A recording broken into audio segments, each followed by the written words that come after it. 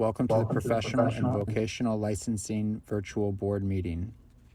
When the meeting begins momentarily, the chair will take a roll call, explain any specific rules for this particular board, and then move to public comment. The name of the board member will appear on the bottom left-hand corner of your screen. For instance, this is board member Y, and this is board member E. Public testimony will be accepted at the beginning of the meeting and before each agenda item. You can indicate that you are ready to testify by clicking on the Raise Hand button being circled by the mouse on your screen now. At the appropriate time, the board will recognize you to speak and ask you to unmute your mic as shown here. Again, public testimony will be accepted at the beginning of the meeting and before each agenda item. Public attendees will not be able to unmute their microphone until recognized by the board. Public attendees who are recognized to testify will be asked to identify themselves by name and their affiliated organization if applicable. Please mute your microphone when you are finished speaking as a courtesy to others and members of the board. Public attendees will not be able to unmute themselves after the testimony is completed unless recognized again after raising their hand. At some point during the meeting, the board may choose to move into executive session. When the board moves into executive session, the board members' microphones and video feeds will be turned off, and a similar screen as you see now will be displayed.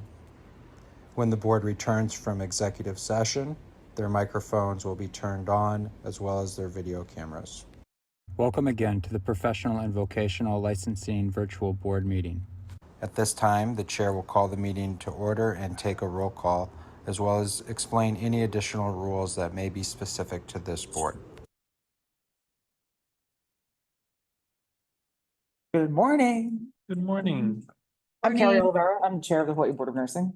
Hi, it's June. Welcome to our June meeting. Before we get started, I got to read some stuff about participating in virtual meetings. So as a reminder, if you wish to submit written testimony on any agenda item, please submit your testimony to nursing@dcca.hawaii.gov or by hard copy mail to the address listed on the agenda. We request submission of testimony at least 24 hours prior to the meeting to ensure that it can be distributed to board members. So related to attending virtual board meetings, if you are attending via internet to view and provide live oral testimony, please use the link at the top of the agenda. You will be asked to enter your name. The board requests that you enter your full name, but you may use a pseudonym or other identifier if you wish to remain anonymous. You will also be asked for an email address. You may fill in this field with any entry in a standard email format. Your microphone will be automatically muted. When the chair asks for public testimony, you may click the raise hand button found on your Zoom screen to indicate that you wish to testify about that agenda item. The chairperson will individually enable each testifier to unmute their microphone. When recognized by the chair, please unmute your microphone before speaking and mute your microphone after you finish speaking. If you are attending but with audio only access by telephone, you can. When the chairperson asks for public testimony, you may indicate that you want to testify by entering star and then 9 on your telephone's keypad. After entering star and then 9, a voice prompt will let you know that the host of the meeting has been notified. When recognized by the chair, you may unmute yourself by pressing star and then 6 on your telephone's keypad. A voice prompt will let you know that you are unmuted. Once you're finished speaking, please enter star and then 6 again to remute yourself. For both internet and phone access, when testifying, you will be asked to identify yourself and the organization, if any, that you represent. Each testifier will be limited to 5 minutes of testimony per agenda item. If the connection to the virtual meeting is lost for more than 30 minutes, the meeting will be continued on a specified date and time. The information for the rescheduled meeting will be posted to the board's website. Instructions to attend State of Hawaii virtual board meetings may be found online. All right. At this time, we're going to take a roll call of board members. My name is Carrie. I'm here. Jill Riggs, Vice Chair. Present. Karen Boyer. Present. Bradley Kuo. Present. For those of our board members who are attending virtually, please indicate whether you're alone in your location. Sherry Shields Hansen. Sherry Shields Hansen, present, alone. Terrence Aratani. Present and alone. We do have a quorum, so the meeting is officially called to order. Okay, first item on our agenda is, I'm going to take it a little bit out of order, approval of the minutes from the May 2nd meeting. As a reminder to the board members, myself included, the executive session minutes are only available in OneDrive, so don't forget to read them there. And since I did not, I'm going to defer the agenda item to approve the executive session minutes from the May 2nd meeting. But I would like to make a motion to, oh, does anybody have any comments or changes for the minutes from the open session for May 2? No. Oh, I provided some non-substantive edits to our executive officer, so I'd like to move to approve the minutes with non-substantive revisions. Is there a second? I'll second Terrence. I will take the 19 seconds on that motion. Thank you very much. Terrence, I'll take yours. Does any board member wish to vote nay, recuse themselves, or abstain from voting on that motion? None, hearing none. The ayes have it. The motion carries. Okay, all right. Going backwards to the top of the agenda. We do have a presentation today from Pu'ululapa'au. So we would like to invite our representative from Pu'ululapa'au to join us at the guest table.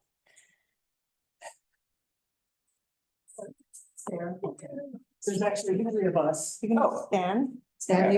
Right? That's up to you. Yeah, it's up to you. You can Okay. scoot your chairs. I'll just go ahead first. Okay. I'm Jerry Young. I'm a retired pediatrician from Kauai. I've been there for 42 years.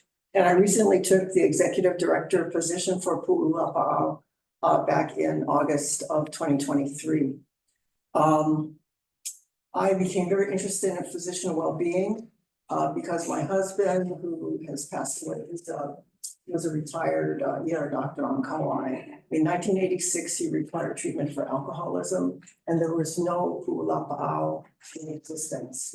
Pu'ulapa'au is actually an outgrowth of what used to be HMA's impaired physician program.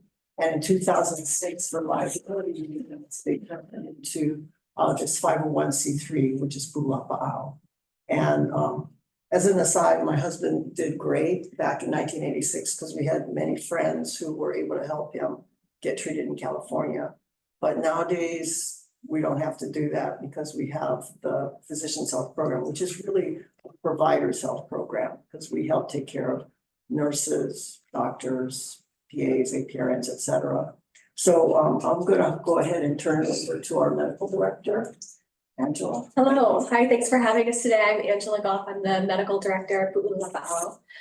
We are the Physician's Health Program for the state of Hawaii. Most states have one. Ours is a little bit unique in that we do serve all licensed healthcare providers. So not just physicians, but also RNs, APRNs, anybody with a healthcare license. So we work with all of the licensing boards, and our main role is to provide the monitoring for providers that have any kind of condition that might impair their ability to practice. So that would include substance use disorders, mental health, medical issues, including cognitive concerns, and behavioral or boundary issues. So kind of the typical process is a board receives an applicant with a concern, refer to us. We don't do the evaluations ourselves. That would be a conflict of interest. So we refer out for an evaluation, and then depending on the recommendation, we may recommend someone go to treatment.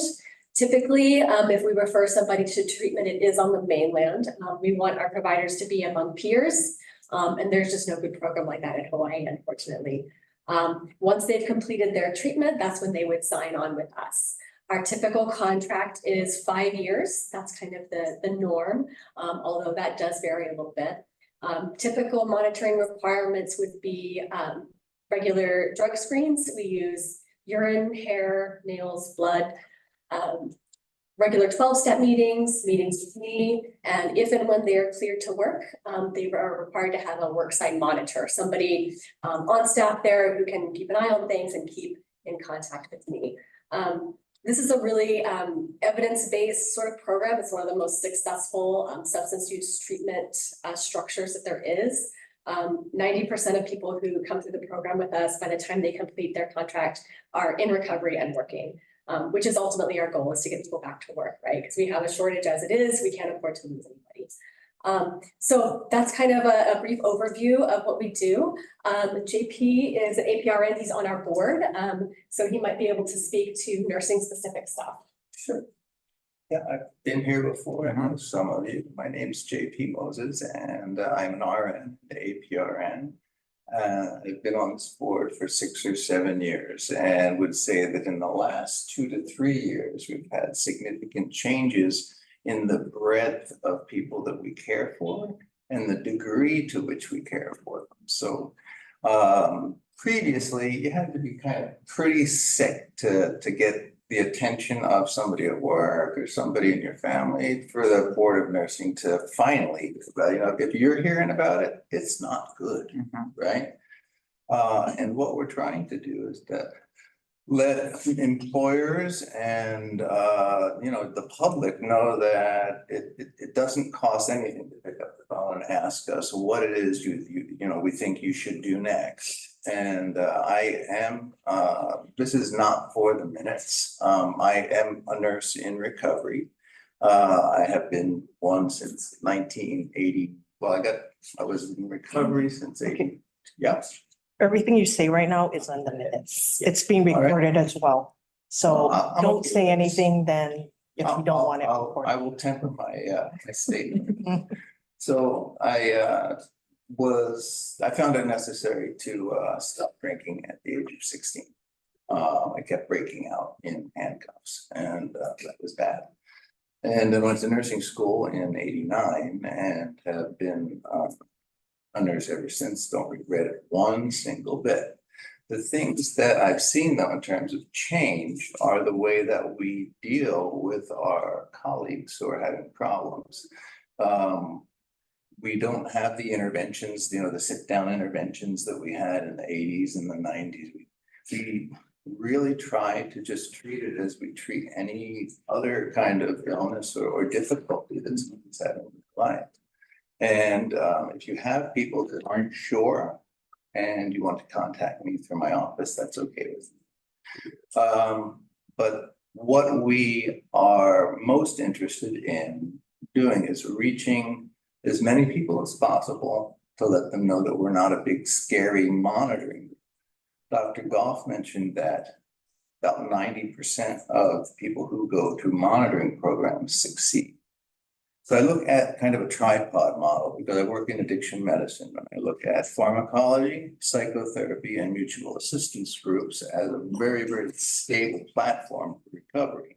And if we can get nurses into that mode as quickly as possible, then they have the highest rate of recovery. If we look at the non-monitored people, it drops off into the teens and 20s in terms of recovery. So it is the monitoring piece that makes it effective. So any questions, folks? That was really helpful. Thank you for that background. I did have one question. So somebody comes to you for an assessment or an evaluation, is that correct? Yes. And then you determine whether or not they need treatment or monitoring. Close. So Okay. I personally do not do the assessment. Okay, Because it would be a conflict of interest for me so you to refer for the say, assessment. I think you need to sign on with us, right? So we Right. would refer to an outside party for the assessment. Okay, And then based on their recommendations, if monitoring and treatment is recommended, then we pick up the monitoring at that point. okay. So when we send somebody to Pu'ulalapa'au for an assessment, part of what we're looking for from you guys is help us understand the extent to which a nurse is safe to practice or not. So what kind of information can we expect to receive from you as to that nurse's suitability to practice in Yeah. general? Sure, and that will be something that will be very clearly stated, because that is kind of the bottom line, Right. right? That's kind of what we're after. So potential responses would be, there's no problem at all, safe to practice. No involvement from us needed.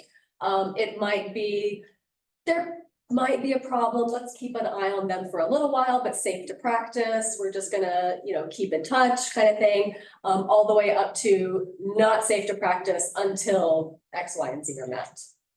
And when you tell us that this person is not safe to practice or questionably safe to practice, will you provide an explanation as to why? I know there's like HIPAA concerns and whatever else, is they're trying to find that line, but to help us understand what the risk to the public is, how much information can we expect to get from you about sort of the condition of an applicant? Sure, we would typically tell you sort of the category of, this is a substance use issue, this is a mental health issue, this is a cognitive issue. And then we would tell you what the recommendations are. Okay. You know, residential treatment, then IOP. And then we would sort of give you a timeline of this is kind of the recommendation for how long. And then keep you posted in terms of when those kind of check marks, those requirements have been met and he has been cleared Okay, to practice. great. That's super helpful. And this is for all licensed providers, therapists, massage therapists. Veterinarians, Okay. the healthcare list. Right. One other thing that participants don't always get at first is we are their best and only advocate in this situation. Because the choice is don't work, Right. you know? So when you're looking at those two choices and they look at us, oh, we're the monitoring people. Well, yeah, we're the monitoring people, but we're the monitoring people on your team. And as long as you follow the guidelines that Dr. Goff and you have agreed on, the generic you, then you will succeed. You will continue to be a nurse, and that's important to every single nurse I know. So to get them to understand, the hard part for me is to get them to understand that we are their best and only advocate in the situation. Otherwise, they're cooked. Okay, super helpful. Any other questions from board members? Executive officers? Any questions? Wanted to mention one other thing. Sure. There's 47 PHPs in the United States and the District of Columbia. So there's 3 states that do not have this monitoring ability. That's California, Nebraska, and Wisconsin. Although I heard California is working on re-upping their old program that they used to have. That's good to know. Well, we appreciate that you guys are here for Hawaii providers. So thank you so much. We appreciate your being here today. Yeah, thanks for having Some us. brochures. Thank you. Thank you. Wow, thank you. Thanks so much. Very helpful. Thank you so much.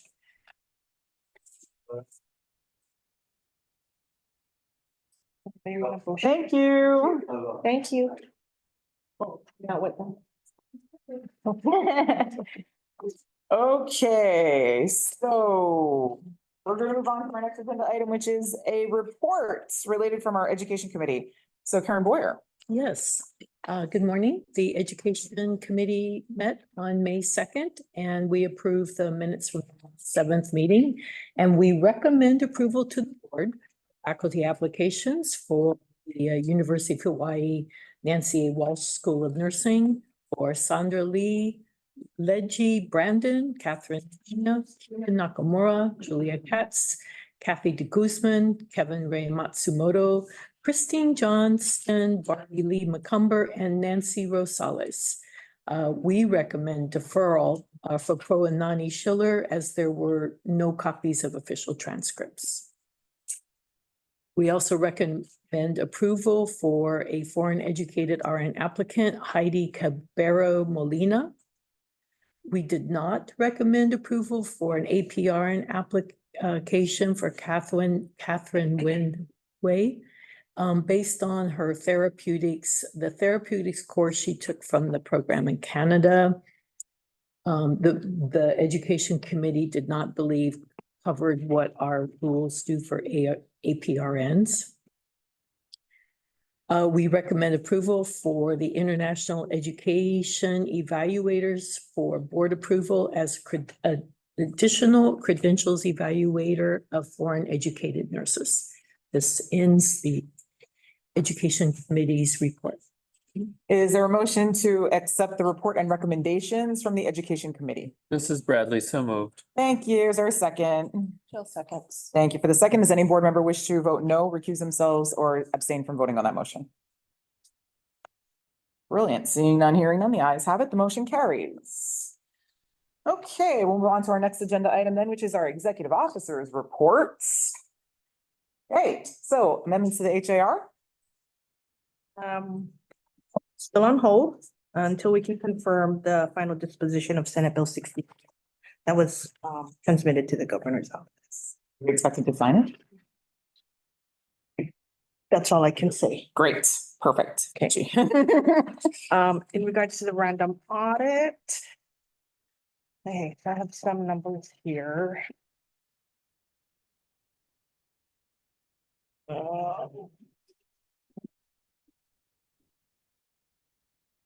Approximately 544 RNs were audited, were selected for the random audit, Some of that number again, I'm sorry. 544. Thank you. Of which so far 221 are either deficient or we have not received a submission. Mm. Okay, however, I'm still going through the emails, okay?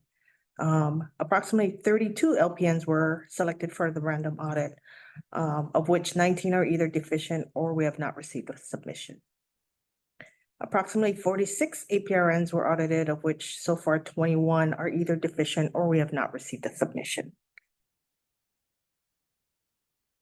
I will try to report, have a final report at the July meeting. Yes. Any questions? That is disconcerting. I know. Okay, Okay. next. Okay, Alex. So on the 2024 legislative session, starting with SB 1035, this was, there was a CD one that exempts the general excise tax. Medical and dental services provided by healthcare providers to patients who receive Medicaid, Medicare, or TRICARE benefits. And this was signed into law by the governor on June 3rd, 2024 as Act 47. Moving on to SB 63. If you recall, this allows the Board of Nursing to issue temporary permits to out-of-state licensed registered nurses and practical nurses and nurses who hold a multi-state license issued by another state, territory, or country under certain circumstances.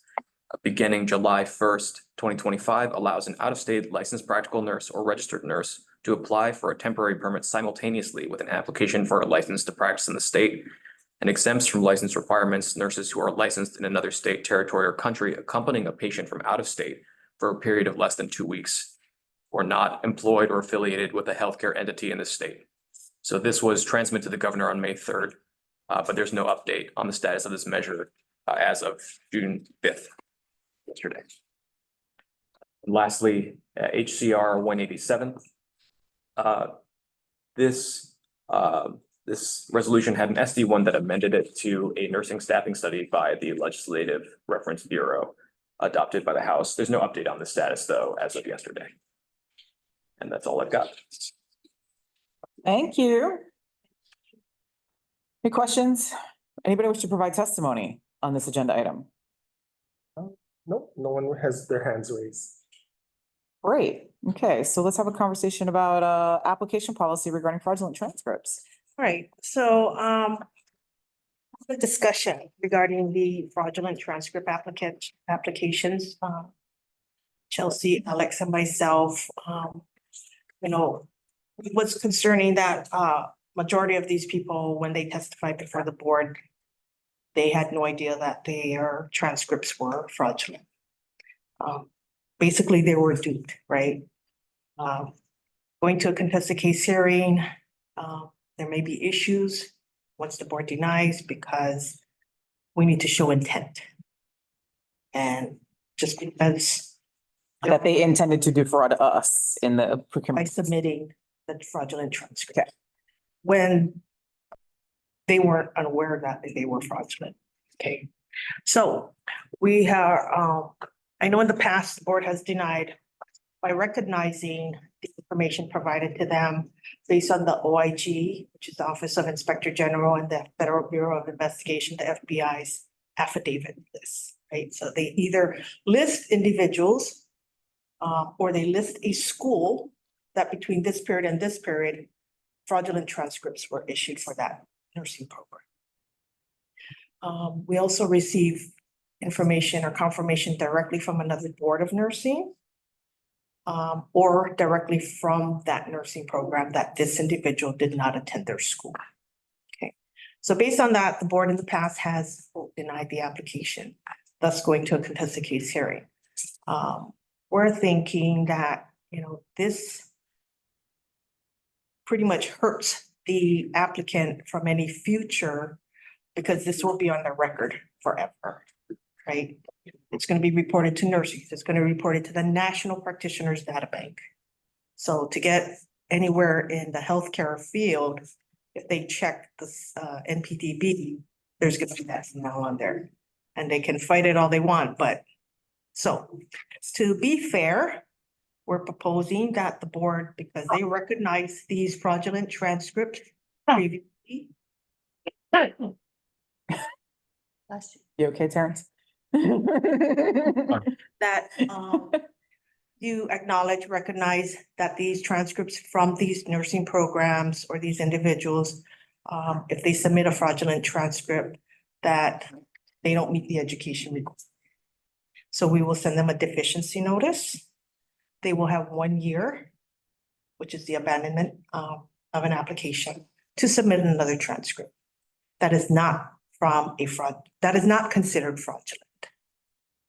So I just need the board to recognize the OIG, FBI, confirmation from another board of nursing or confirmation from the nursing program. If the transcripts are deemed fraudulent, that we will continue to process on our end without it bringing it to the board.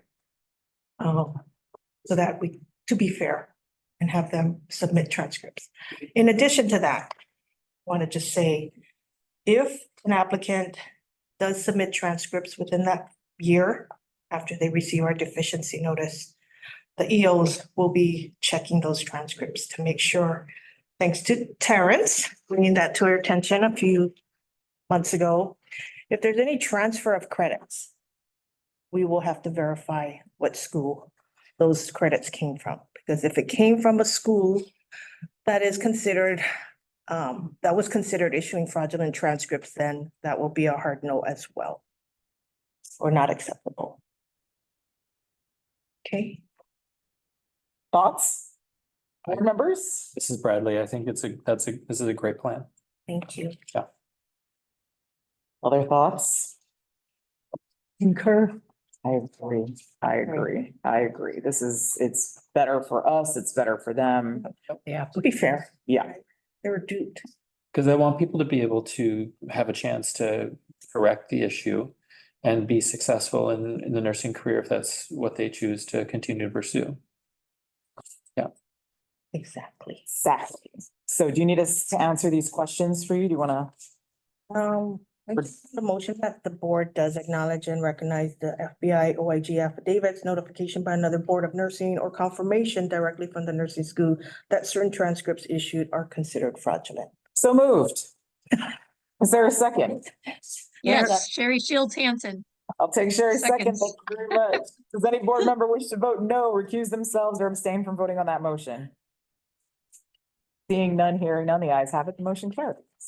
Yeah, thank you. Thank you, executive officers, for the thoughtful consideration that went into this. I think that this is an improvement to our policy of the way we handle processing these transcripts and thinking about these applicants. So thank you for that work. Thank you, Alec. All right, that seems to conclude our executive officers report, unless you guys have anything else you'd like to share? No. Alex, you okay? You seem. So, okay. Okay. Yeah, I wasn't sure because that face. Extremely okay. Kind of vibe there. All right, we're gonna move on to our next agenda item, which is reports from our Hawaii nursing programs. We're gonna start with the ever lovely Laura Reichart. Good morning, everyone. My name is Laura Reichart. You don't say. Director of Hawaii State Center for Nursing. I've written legibly today. Yay! There is not a lot going on at the Center of Nursing because there's a lot going on, but we're in the middle of a lot of things. So a couple things that I think came out after our last meeting in May is that we did publicly release the 2023 nursing workforce supply report, or the nursing report. The report is different from the data tables in that it has a narrative, and also it gives county perspective. So if you want to see what's going on in Kauai, there is a whole column for Kauai. If you want to see what's going on for Big Island, there's a whole column for Big Island by license group, and then within each of the kind of topics that we ask. So that's really important information. We are also going to have a webinar. Well, Carrie during Nursing Week had a webinar about the nursing workforce supply wellbeing data. So we will be working on putting that as an enduring continuing nursing education activity. And Carrie and I also yesterday recorded our first podcast. So that will be fun. And it is comparing national research to what we see in our own state, which is so important because we hear these national stories. for instance, one of the things we talked about yesterday was that though we hear about so many licenses, including like every month when we look at the long list of ratified, and it's like, well, how do we have a nursing shortage when a gazillion people are licensed? 500. And then when we look at the data from the workforce supply of nurses who live in Hawaii, 97% are in a nursing related field. They have a nursing job. 97, so that's saturation. So using the national dialogue and then looking at our local data and saying, well, what's going on here? And what can we do about it, or what are we learning from it, is really important, because we can't ever take any one piece of information. Which gets me to my second update. There is one new really great study. There is a new study, and it relates to SCR 187, which is the ratios and overtime study that the Legislative Reference Bureau is doing. They kindly mailed the Center for Nursing Communication saying, hey, if you have any information, if you know any studies or any regulation, and the impacts in those states related to overtime and staffing, it would be really helpful if you let us know. And it just so happens that in April of 2024, actually, I think this was published online in May, there is a new study. It's called the Diverse Perspectives on Unit Level Staffing Ratios in Medical Surgical Units, a Delphi Policy Analysis. It's a really big analysis. That's a very, very specific and large amount of work that they do.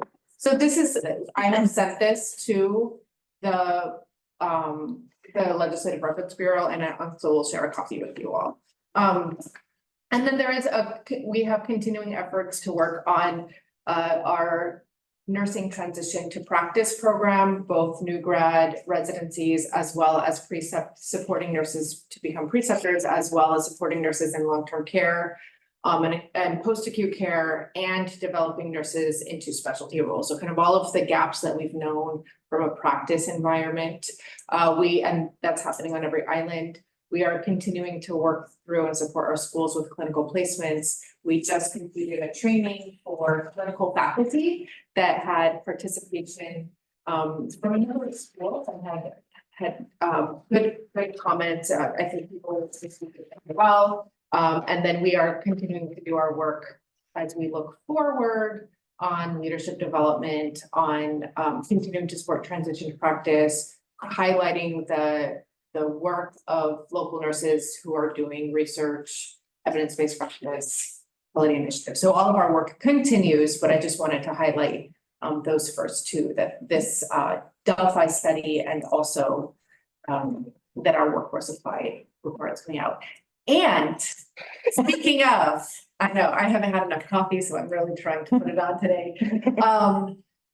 We just had a 4-month process to get out our nursing projection bid for contract. This is a giant contract. Carrie has spent about 2 years finding all of the people in the nation who do nursing workforce projections. So not just like taking a population projection and then dividing it by the number of nurses we hope to have and saying we need this many, but actually looking at how sick, how old, how young, how whatever the different regions, recognizing that like we're not a connected state. So all of those very detailed nuances, and then projecting out to 2036. So we actually, Monday or Tuesday this week, that request for bids got sent out, and that will be really important. We haven't had true projections in that form since 2003 or 2007.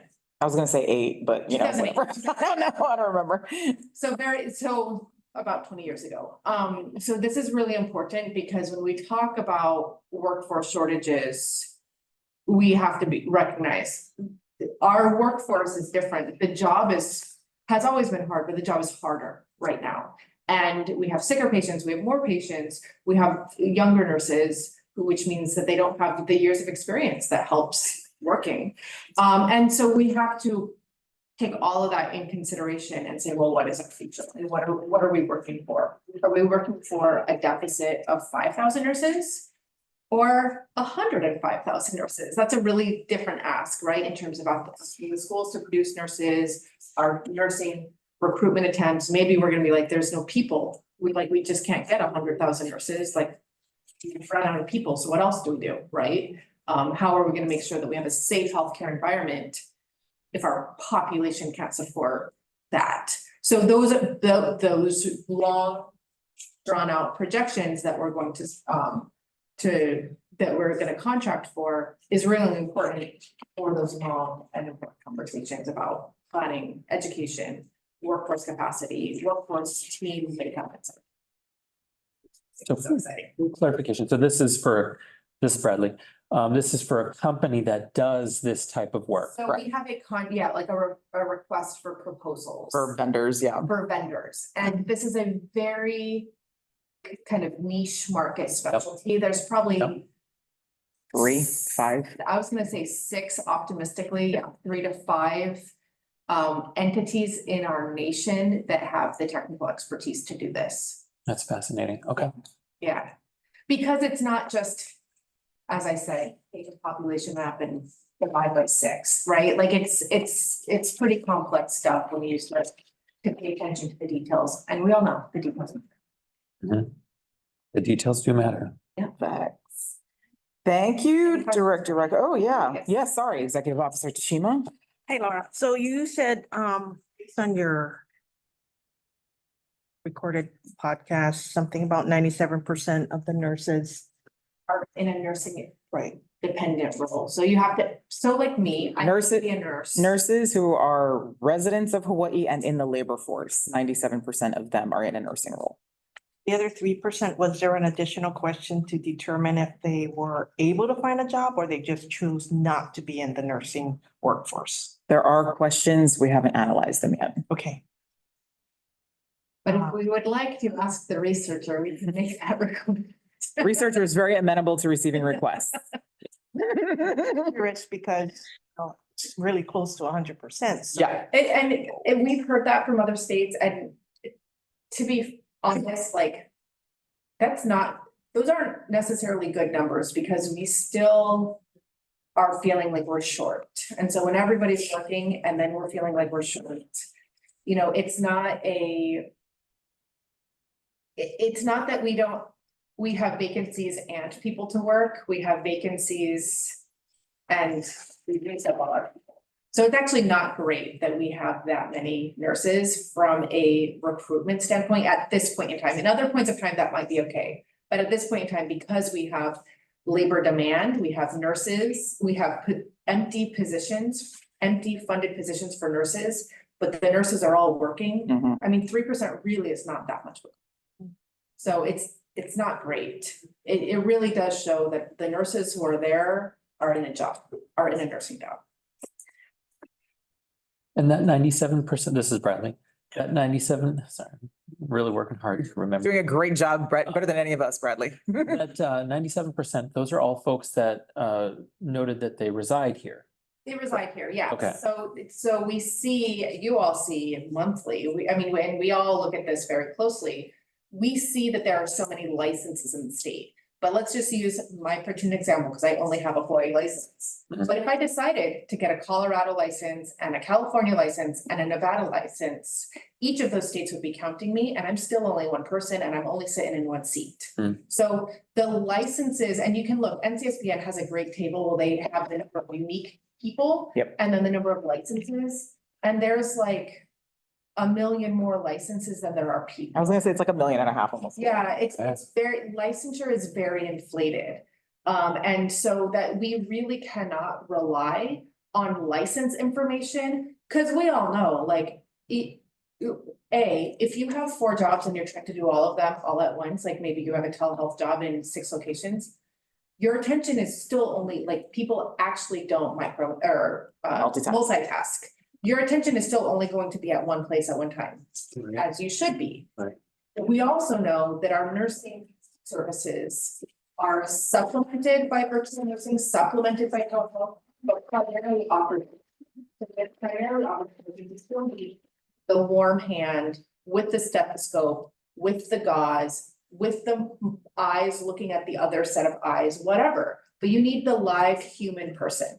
And that live human person who has a million other licenses is not necessarily valuable to those places where they have a license, but they're not doing the work. The nurse is as the person is what's valuable. Yep. That's the number of licenses that person has. Makes sense. Yeah. Thank you. Thank you.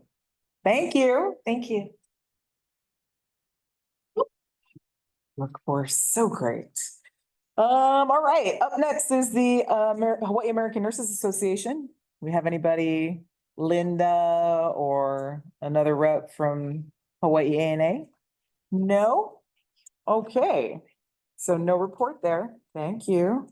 And so how about HAPN, Hawaii Association of Professional Nurses? Nobody? Well, nobody wanted to talk to us today. One person wants to talk to us today. We'll take it. All right. That concludes then the agenda item related to our nursing organization report. So we're going to move into the section of the agenda that when we deal with applications. So what is going to happen is the board is going to go into executive session to deal with the confidential information in the applications.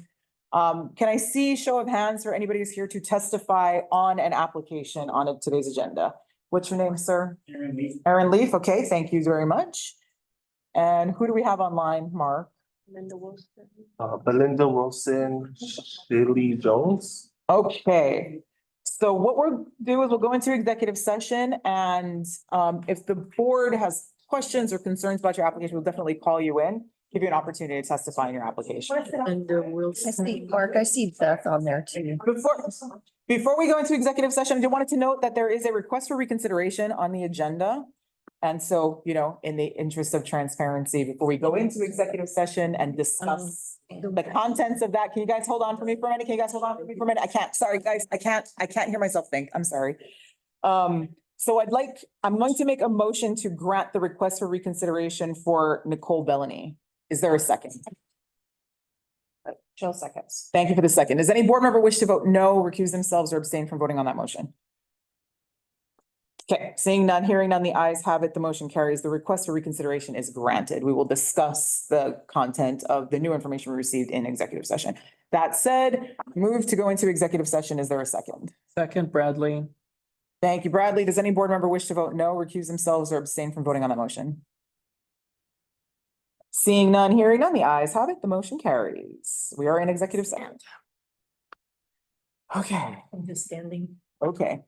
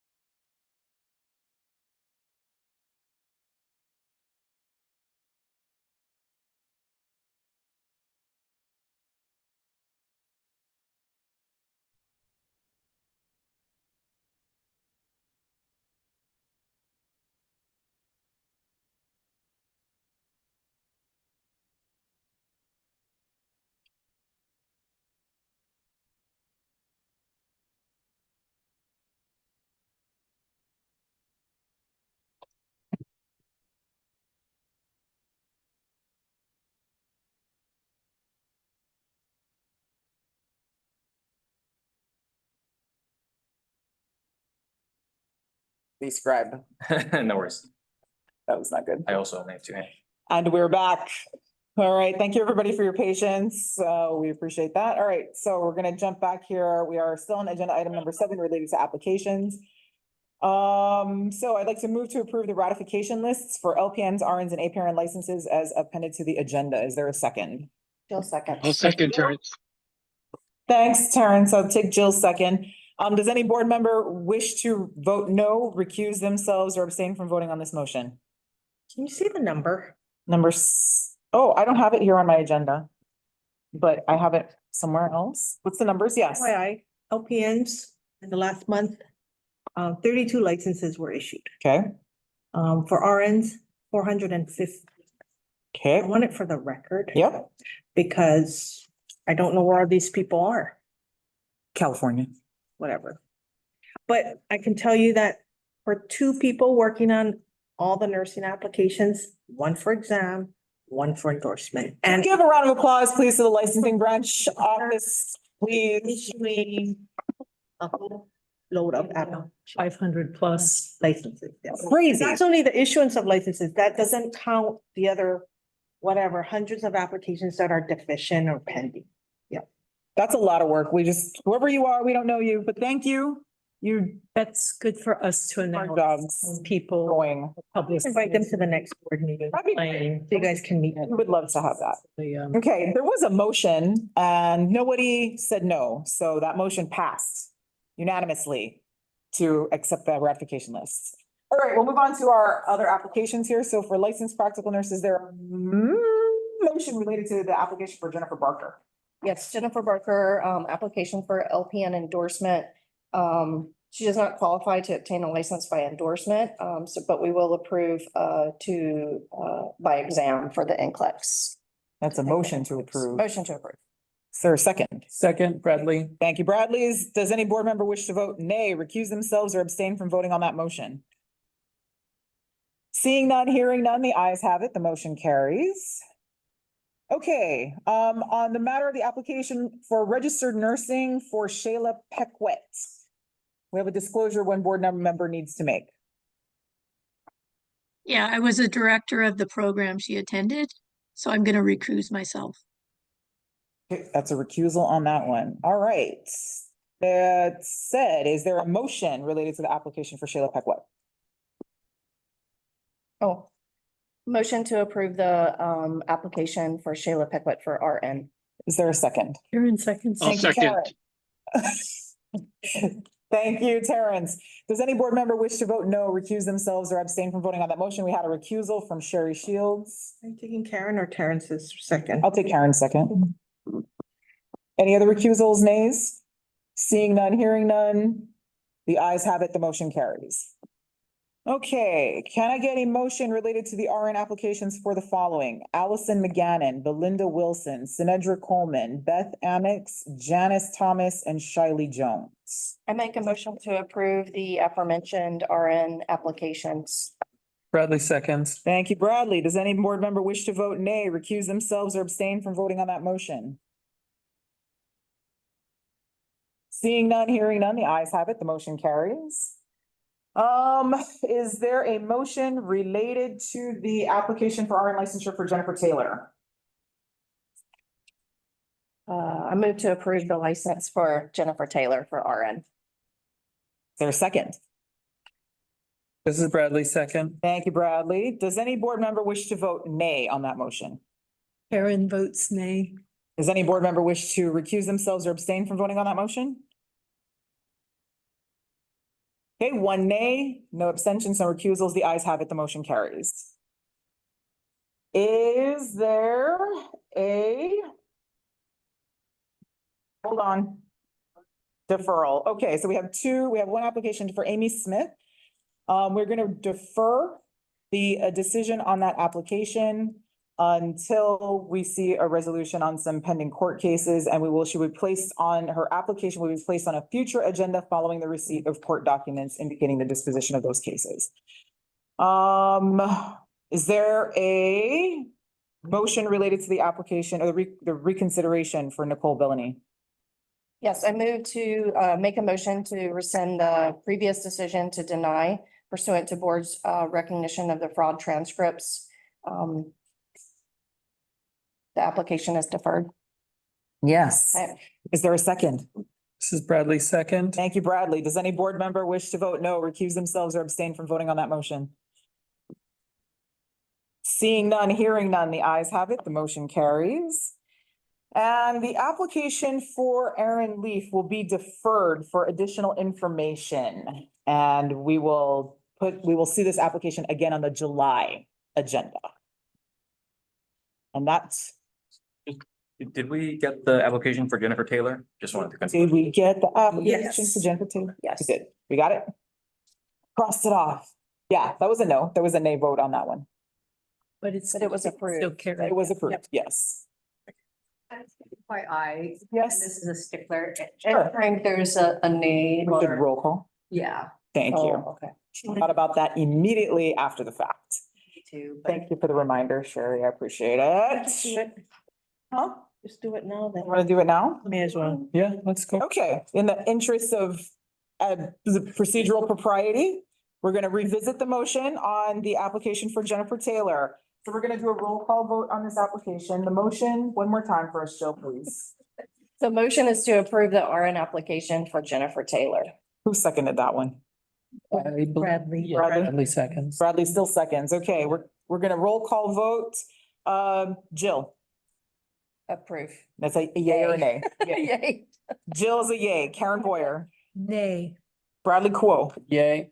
Terrence Artani, Yay. Sherry Shields Hansen, A.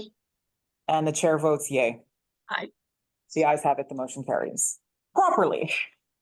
Okay, and that concludes the agenda item related to applications. Next agenda item is a notice of our next meeting, which will be held on, Nicole, oh, you did her. we did that one. Sorry, are we good? Mhm. Okay. Are the EOs good? Yep. Okay. Oh, sorry. Yeah, no, he thumbs up. He thumbs up. Okay, so our next meeting will be held July 11th. It's the 4th, is a holiday, is when that's the first Thursday of the month, so we'll be later than usual in the month of July, so be prepared for that one. If there's any board member who knows in advance that you cannot attend that meeting, please let the EOs know as soon as possible. And that concludes the Board of Nursing meeting for the month of June. Mahalo nui, everybody, we're adjourned. I'm